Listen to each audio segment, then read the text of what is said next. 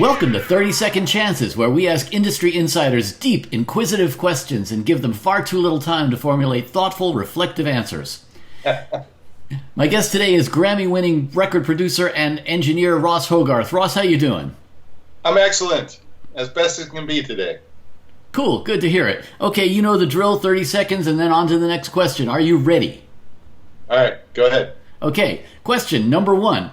How has the shutdown impacted your work? All right, impact. First off, recording is a contact sport for me. So since we are not recording outside, my sessions that I had outside have been all canceled, and it's postponed two different records because of not being able to get my sessions completed before the COVID hit and locked down LA. So that's been the impact for me directly. Question 2. What have you been doing to pivot and adapt your skills to the new current reality? Wow, skills. I didn't know I had skills. I have new skills that I didn't know. They were more tech related.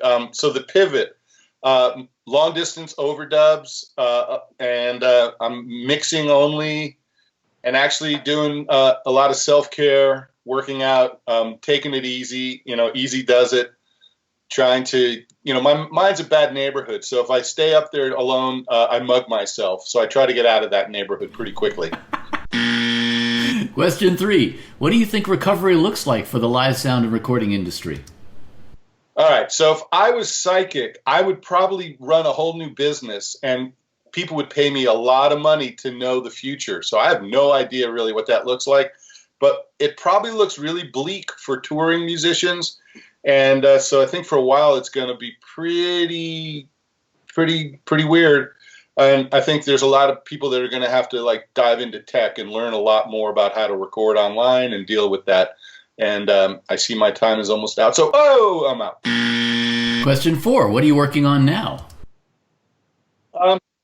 I do consider myself pretty fortunate that I have my studio that I can work out of here. So I've been mixing some things. I'm mixing a record for a guy named Bob Malone, who's John Fogerty's keyboard player. He's his own solo artist. Been working on a track for Damian Marley, long distance. He asked me to help him out with. I've got these 2 records that I'm producing, and we're doing some long distance overdubs, but those won't be able to be mixed, and taking what comes in. Question 5. If you could collaborate with any one person, living or dead, who would that be? I don't need 30 seconds for this answer, but I could probably just meander myself to the end. But just to cut to the chase, Joni Mitchell, probably my most favorite female artist. That would be incredible. Stevie Wonder, I love Stevie, and then the bucket list would probably be Jeff Beck, who I've never had a chance to actually work with except as a guitar player. So I would take those 3 top 3. Great choices. Cool. Okay, I'm going to put 30 seconds more on the clock, and you can tell me if there are any questions that you wish I had asked you. Speed of a cheetah. I don't know the exact answer to that.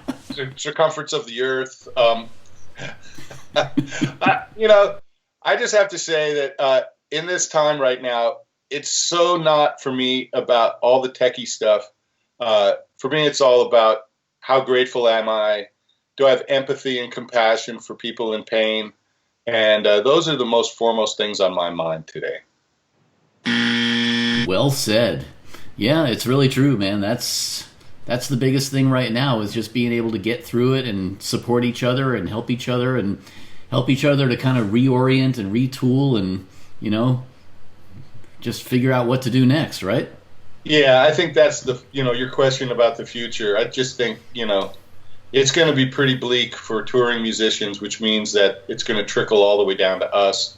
So I think, to continually reinvent is kind of the key.